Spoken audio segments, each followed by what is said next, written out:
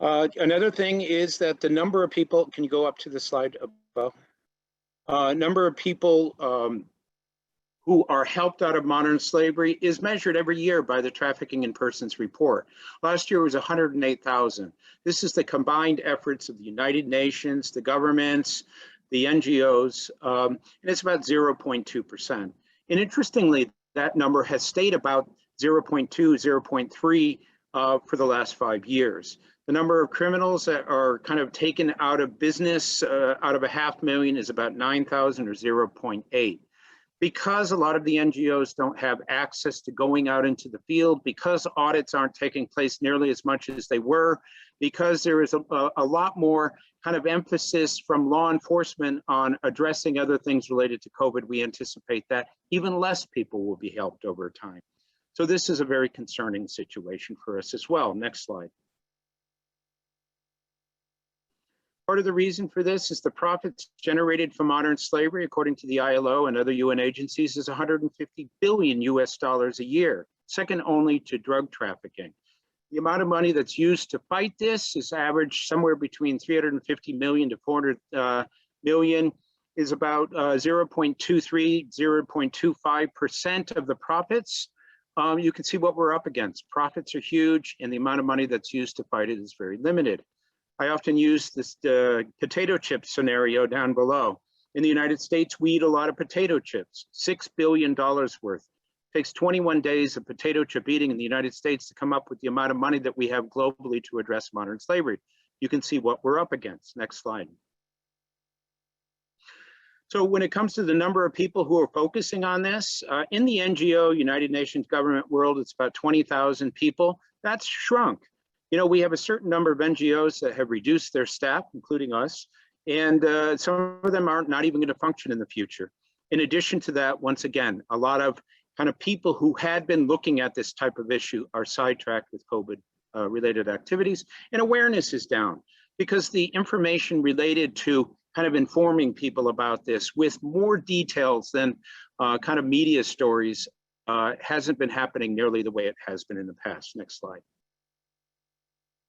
So as a result of this, the private sector has been kind of urged to step up and get more involved. And we're seeing this trend that started about 8 years ago.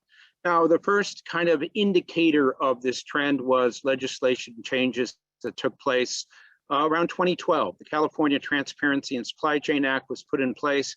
Basically says if you're a big organization and you have products in California, you have to put on your website what you're doing to address the issue. You're not doing anything and you say that you're in compliance, but you have to say something. This legislation is used to sensitize people to the fact that, you know, companies are doing things or not doing things. Then we saw the UK Modern Slavery Act. That one has significantly increased kind of the things that organizations have to do. They have an annual report that has to be signed by the board of directors. And then the Australian one added something to that. They have an inventory. With each incarnation, you see more being added. So this legislation will continue to grow over time. The Canadian and the German legislation, well, they expect to have fees and penalties in that, and we expect that to continue moving forward in that direction. We're seeing lawsuits against major companies. Companies that buy seafood from Thailand have been sued. We're seeing motels and hotels in the United States being sued for having sex trafficking victims in there. We're seeing companies that buy chocolate. Every time that happens, it creates a reputational risk. This gets into the newspapers. This creates a problem for these companies. That also motivates companies to want to step up and get in more involved. The media coverage related to modern slavery has nearly doubled every year for the past 5 years. And that's because human trafficking, modern slavery is a phenomenon. People want to hear about it. They want to know about it. You'll expect to see more and more of that over time. On ESG, and Victoria will talk about this in more detail in a few minutes, that's also expanding, partly because teachers in Canada, you know, are basically asking the questions, how do we know that our investments aren't supporting things like modern slavery? And so the investment companies are getting a lot of these questions and then approaching organizations like ours because they really want answers to what do we do in order to scrutinize and do our due diligence related to modern slavery. If you don't do a lot of these things, it results in naming and shaming and it creates a problem for organizations. So you see a trend moving in the direction for the private sector to get more and more active involved in addressing this issue. Next slide. Because if they don't, there is a potential for fines and penalties. We did an analysis of 8 organizations that were profiled in newspapers, and the average kind of loss of profits and market share was about $64 million. So it does have an impact, and it does lead to a reputational risk. If I were to ask which company in the 1990s had issues of forced labor, we would all know what that company is. I'm not going to name them, but it's something that remains in their mind. Naming and shaming exists, and it continues to grow, and all of this has the potential to be a problem over time. Next slide. So as a result of this, the Mekong Club and Reuters and Refinitiv and other groups came together. We worked on a paper that was launched about 3 months ago. That's called Amplifying the S in ESG. This paper is available in many different locations. We'll see that the link is put into the chat. So all of this is to basically talk about the transition of history over time from the private sector just focusing on forced labor and their usual forced labor type audits to it becoming a mainstream issue that has resulted in it now being on the lap of kind of ESG and measuring and so forth. And with that, I'm going to hand it over to Victoria. Thank you very much. Hi, everyone. Thank you, the Mekong Club, and thank you, Matt, for having me. Very happy to deliver this presentation today. Let me introduce myself. I worked as a rate sustainability analyst with EcoVadis for 4 years, full-time and as a contractor, but now I am transitioning to a new chapter as a sustainability consultant. I am a bit of a disclaimer, I'm not representing EcoVadis here today. I am, all opinions expressed here are my own. But previously I worked as a risk consultant for the oil and gas sector. And I am trained as a biomedical engineer here in Hong Kong, and I have a degree in political science from Moscow, where I'm originally from. I've lived here in Asia for over 10 years.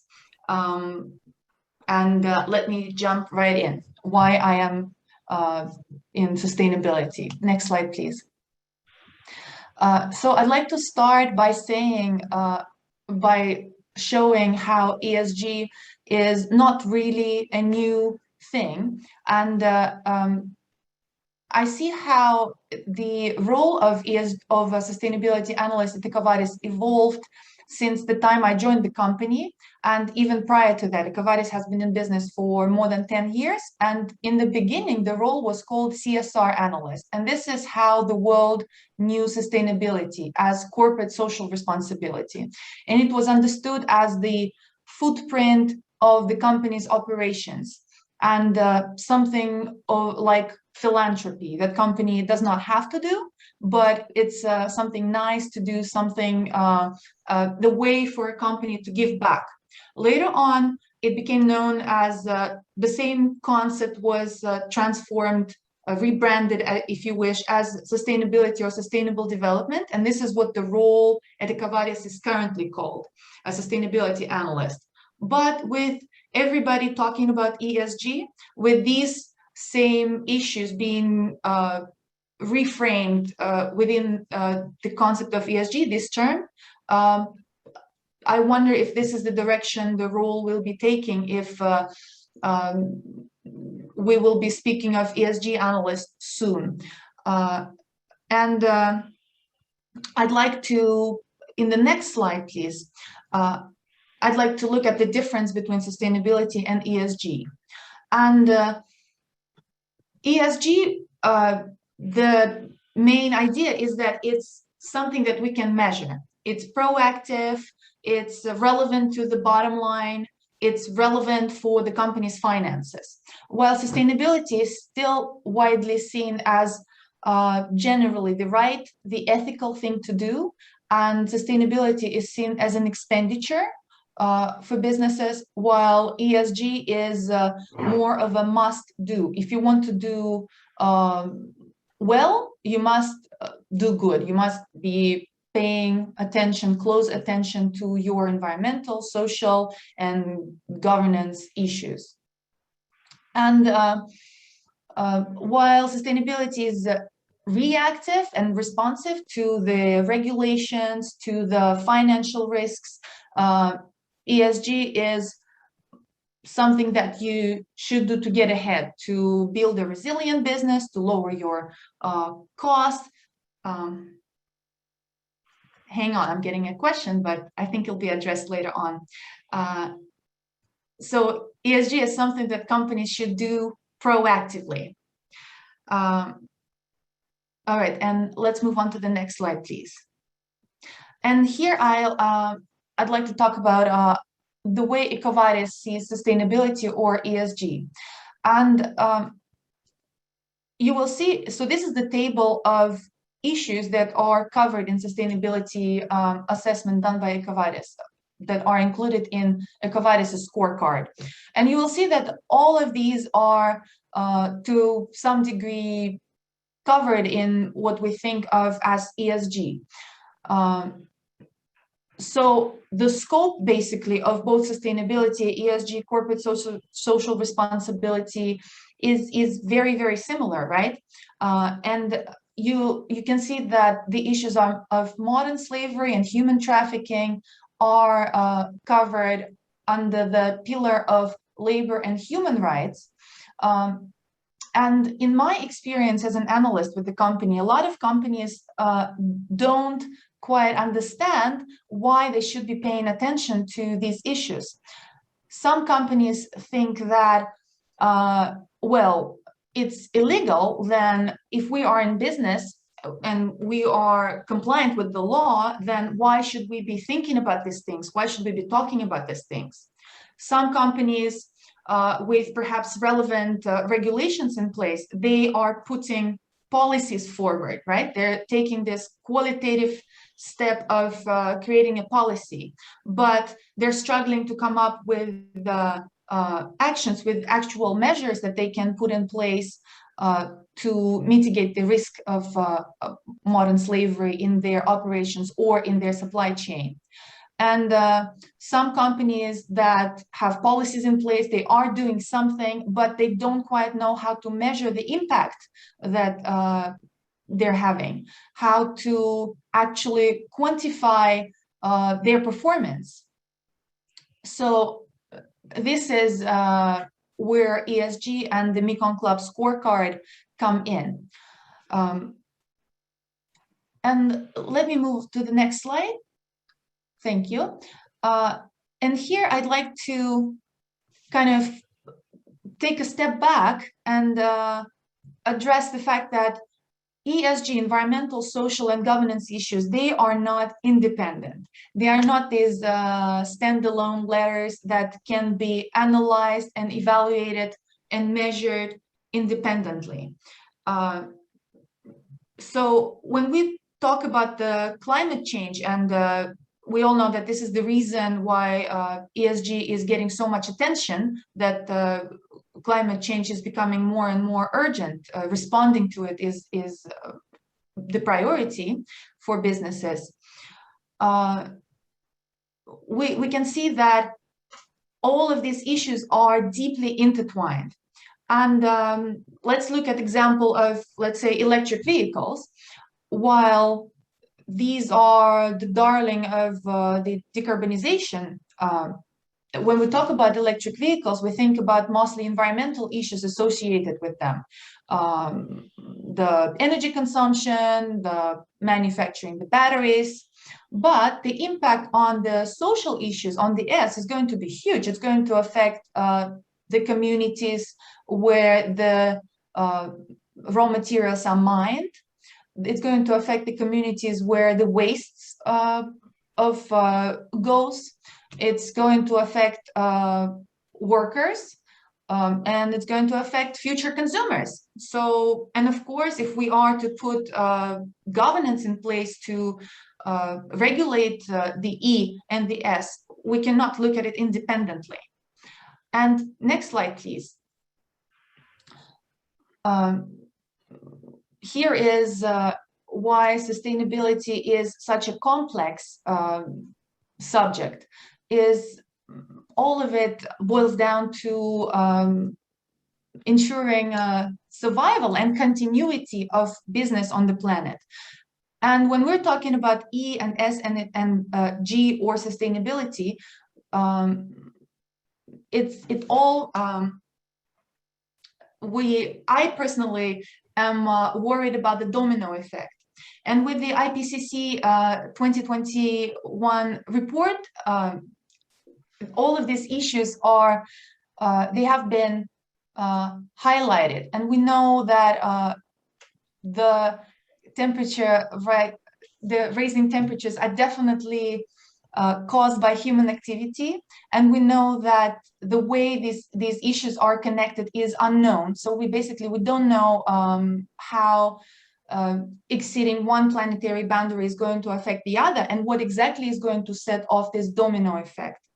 And we can see that the forecasts are uncertain. So some scientists, they think of the issue in terms of decades, while others, they ring the alarm and talk about that this is the matter of a few years.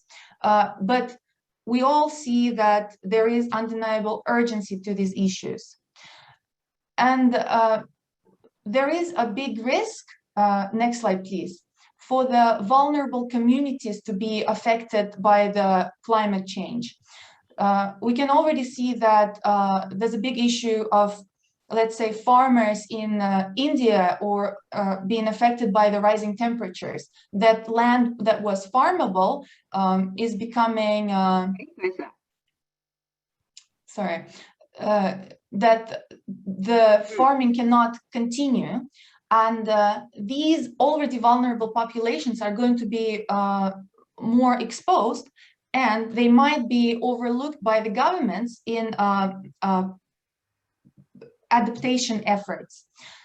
So this is going to lead more and more people into falling victims to modern slavery. And this is why companies and businesses have to pay attention to these issues and really see this connection between climate change and modern slavery, between the E and the S.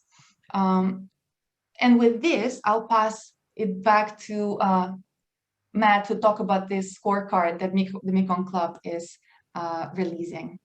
Thank you.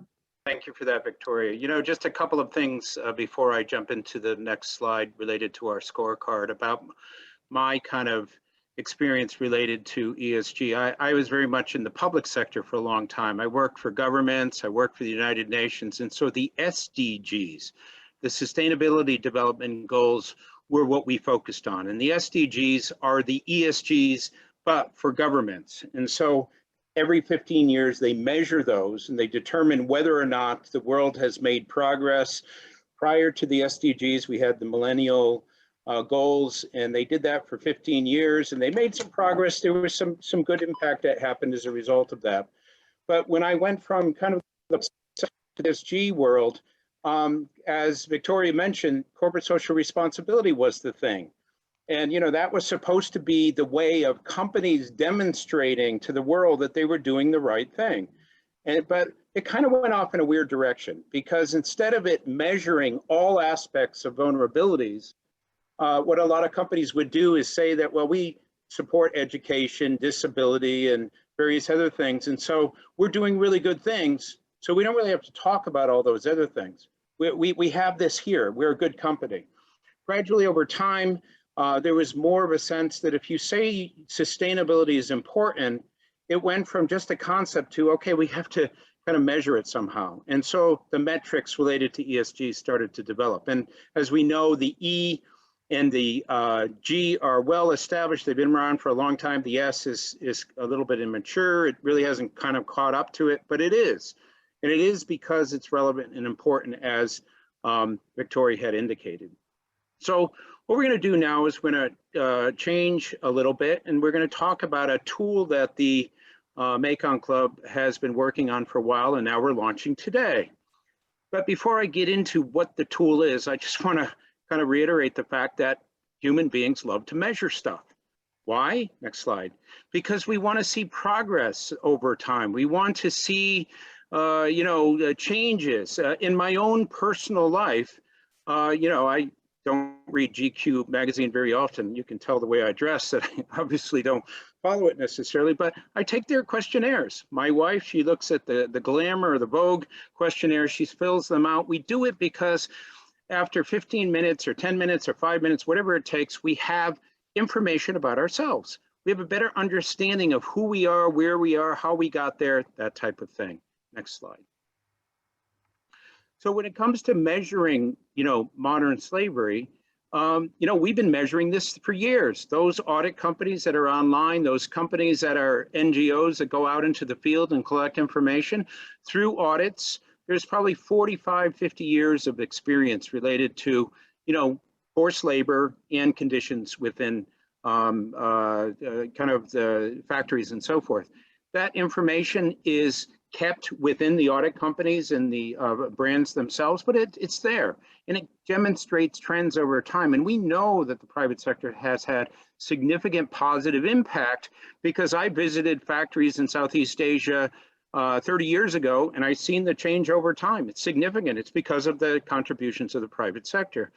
When it comes to ESG, I think post-COVID, you're going to see ESG on steroids because I went from, or our organization went from talking about this maybe 10% of the time 3 years ago to this being a major topic that we talk about on a regular basis, 40, 50% of the time now, because there's so much discussion on it.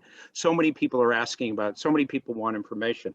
Another source of information are the worker feedback apps. These apps have been collecting information. We know what people are thinking about certain factories, certain locations, certain conditions, and so forth. And so the point is that we often hear with the yes, well, there's not enough information. Well, it's there, it's just not available. It just hasn't been kind of out there so that people can use it. Next slide. Another kind of form of information that gives instant impact to kind of consumers, and I recommend that everybody try this if you haven't, is the slavery footprint survey. It takes maybe 8 or 10 minutes to fill it out. There's, I don't know, maybe 20 questions. In this particular kind of survey that is there, for the most part, gives you a sense of where you are in your journey and how many slaves that you support. Okay, so in my case, I think it was about 34. I think my wife, she has different consumer behavior, is 75. And so what it does is it makes it relevant. And it gives us a basis of comparison of knowing where we are in the journey. Next slide. So based on this desire to basically measure things, and the Mekong Club measures a lot of things. We have self-assessments that we use, we have checklists that we use, we have assessment formats. We wanted to see if we could come up with a much kind of quicker, easier, simpler type of questionnaire. And so we came up with what we call the Anti-Slavery Scorecard. Next slide.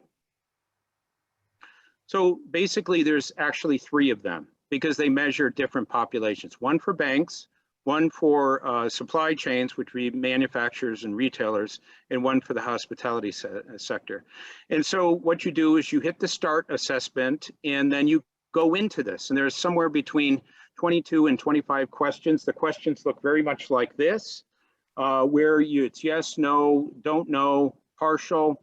And then based on this, we've tested this with a bunch of different groups. We've come up with weighting and algorithms and so forth to eventually allow you get to a point where there's an end score.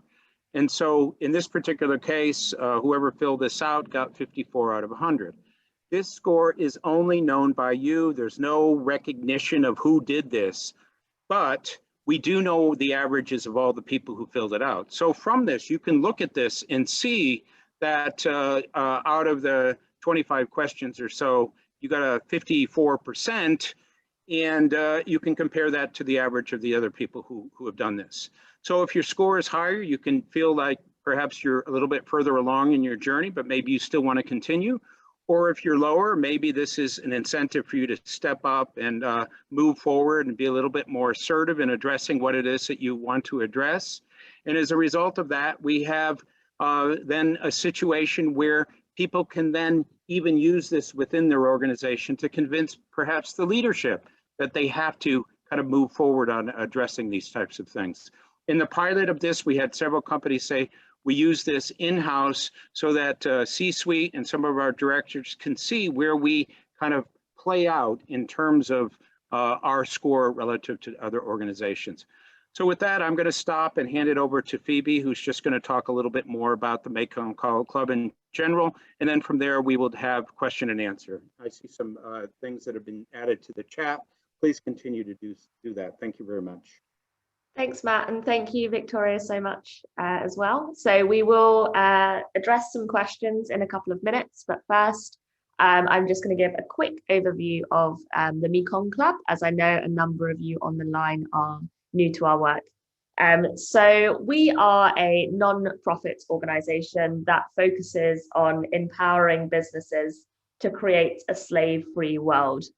Now, we achieve this by building positive and collaborative relationships with companies who join our Mekong Club Business Association. We really look to build sustainable solutions to modern slavery to address the fundamental drivers of modern slavery. And we do this by working with companies through various different industry-specific working groups. So the Anti-Slavery Scorecard, the three types that we've developed kind of reflect the diversity of our working groups. We work with finance companies, hospitality companies, retailers, manufacturers, technology companies, and we regularly convene these organizations in working groups where we share best practices, we openly share the challenges that we're all facing to address this issue within different industries. We discuss legislation and emerging trends like ESG. And as a collective and through the Mekong Club, we build the tools and resources needed to address these challenges and needed to upskill industries as a whole against modern slavery issues. So with regards to our approach, and to kind of explain a little bit more in terms of how the Anti-Slavery Scorecard actually came into being, when companies first engage with us as new members of the Mekong Club, we put them through what we call the baseline assessment process. So this is a confidential self-assessment. It's kind of more in depth than the Anti-Slavery Scorecard. It really allows us to dig into, together to dig into the company's anti-slavery strategy, understand where the company is succeeding, where they could be reporting more about their favourable actions, particularly related to ESG, as well as where gaps may lie and where tools and resources may better be applied in order to improve their anti-slavery responses. So we work very closely with our association members to map out that strategy within the next 12 months, 3 years, 5 years, etc., and then track their progress over time. Ultimately looking to upskill these companies and improve industry-wide standards as a result. So you can see a selection of our current members on the screen here now. As you can see, very diverse group. We've really built a very, very close and trusted network of people. The working group members are passionate individuals. They really want to create change. They really want to improve industry-wide standards and contribute to the overall global addressing of modern slavery issues. So we're very, very keen to welcome new members into this group. We, through the Anti-Slavery Scorecard, are very keen to engage everybody on the line here today.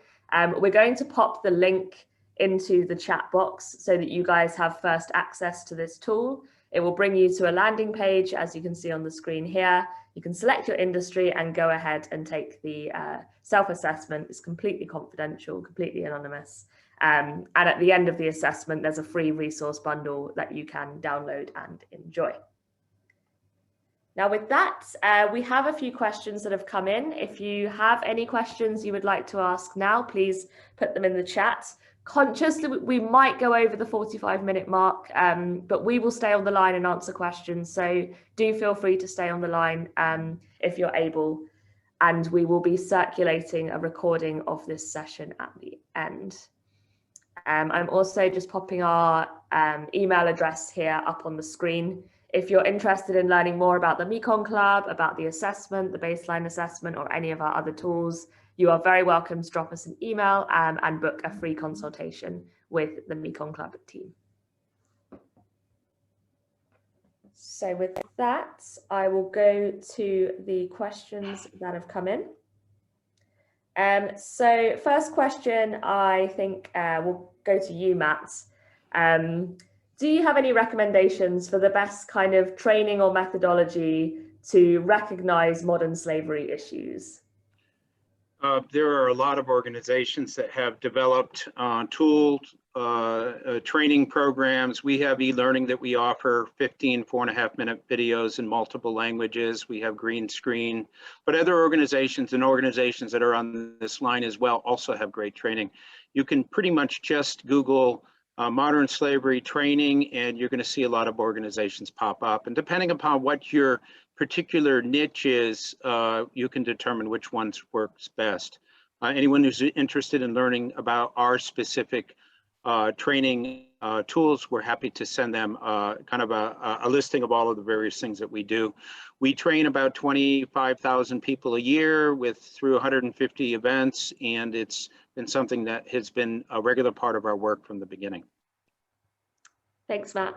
And I have a question that came in, Victoria, as you were speaking. This question came in, so you may have seen it pop up on your screen, but the question is around ESG and the Paris Agreement. So it asks or states ESG is not particularly aligned with the Paris Agreement, or maybe it represents a very small portion of it. So what's really the point in investing in ESG in light of this? Yeah, this is a very good question and a difficult question. And I think I would refer to the planet boundary climate crisis slide in my presentation to answer it. Like, what's the point being able to survive, having an inhabitable planet if we can manage? So, and again, I would refer to ESG as sustainability, and also kind of running a little bit ahead and answering to the question on companies being proactive in addressing sustainability related risks, right? Is it the right thing to do? Is it the ethical thing to do then? To manage sustainability proactively in order to have the planet to run your business on, to have customers, to have employees, then answering the first question, that is the point, just ensuring the continuity of the business. And Phoebe, if I may answer the second question too, about the sustainability being proactive versus reactive. So as an analyst, I evaluated hundreds and hundreds of companies. And when companies have a sustainability department, well, this is the sign that they are paying attention to these issues. The vast majority of companies are small and medium enterprises, and they haven't really heard or thought about sustainability. They don't understand what it is. They think that they don't need it. So issues of modern slavery, right? Most of the companies, smaller firms, they don't really make this connection. And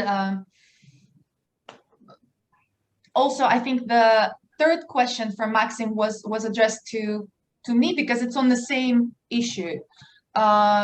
It's not about good companies and bad companies, right? It's more about the issue of awareness. And we are here to spread that awareness, to point out these issues, and so that the companies will start acting not only when there has been a precedent in their industry, but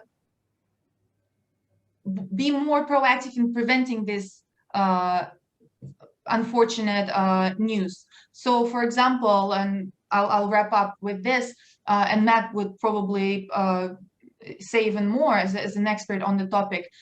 There are several rubber gloves manufacturers in Malaysia that have been that had to pay millions of dollars in remedy to victims of modern slavery. So now we will see, I'm certain that we will see the industry, the sector, starting to address these issues more and more. Smaller firms proactively, actually reactively jumping on these issues. So this is what I mean when I say that it's reactive. Yeah, just a couple of things to add to that. We come in all contact with all different types of companies, big ones, small ones, medium ones, you know, and there's a real continuum from those organizations that have been dealing with sustainability and ESG for 10, 12 years. It's an active part of what they do. It's part of their core values. It's branded into who they are. And other companies that are just starting their journey, you know, they've been so kind of focused on, you know, their orders and their business and everything else that maybe they have some policy statements related to it, but all of a sudden they're seeing the writing on the wall that they have to be looking at this. Now, in terms of the question of ESG, is it just for investors? I think it initially started off that way, but I think it's changing to something else. I think it's becoming more mainstream. You know, as it evolves, I think it's going to be not just, you know, for the purpose of determining whether investors will pick a company that has good ESG scores, but people are going to start saying, oh, for the first time we have a metric. We can start comparing companies, and that seems to be the direction it's going in. We know that there will also eventually be regulation of this. We're seeing some governments talking about the possibility of if a company says that they're green, they have to, and they say they're green, they have to be able to prove it. And if ESG is the way to do that, you're going to see some changes over time. So I would say this is really an evolving area. It remains to be seen where it's going. You know, I came from the world, the United Nations world, where things happen very slowly, but you know, if you put a convention in place, maybe it takes you 10 years to go through the process, but at the end of the journey, you eventually get to a place where there's a lot of consensus that takes place. So I think we're all frustrated at the pace at which things are moving, but it is moving. And I think the ESG kind of area is kind of something that, you know, I think 2 years from now when we do a presentation will be much different from what we're presenting today. And 2 years after that will be something different as well. Hopefully very positive, supportive, and not just about risk, also about opportunity. Offering an opportunity for companies to say, we care about the world, we care about our communities, we care about, you know, what it is that we're doing, because the days of profit, prestige, and growth being the only things that companies were basically judged on are over. You know, COVID has determined, you know, more than anything else that companies have to care about things as well. And people have that expectation. And that seems to be the direction that we're going in. Thanks, Matt. And we've had a final question that maybe I can start to answer. And then if you want to add anything else on around the standards or basis that we use to develop the anti-slavery scorecard question sets. So as I mentioned, we've been working at the Mekong Club with the private sector for many years to understand their anti-slavery strategies and best practices within industries when it comes to addressing modern slavery. And as I mentioned, with our members, we conduct what we call the baseline assessment, which is quite a thorough self-assessment process to really understand across the board, across different departments within any given organization, what are the steps that need to be taken to address modern slavery in a comprehensive way, in a way that is compliant with global legislation. So for example, the UK and Australian Modern Slavery Acts, with ESG reporting requirements, and then beyond legislation with consumer expectations and with best practice when it comes to industry-wide responses to modern slavery. We've taken this very same methodology that we use for the baseline assessment, and we've simplified it somewhat to produce the anti-slavery scorecard to give you a high-level questionnaire that allows you to gauge, compared to industry standards, roughly where your company sits related to both legislation and best practice through our experiences. Matt, I don't know if you wanted to add anything onto that with regards to the methodology. No, I mean, we basically at times had a table that was filled with questionnaires from audit companies, things that we found from the brands using this to look at their factories and so forth. And it really took a lot of time to hone it down to a point where we felt like the questions were representative enough to give the lay of the land, you know, addressing policy, governance, risk assessment, remediation, kind of sustainability and leadership. All of those factors are built into it.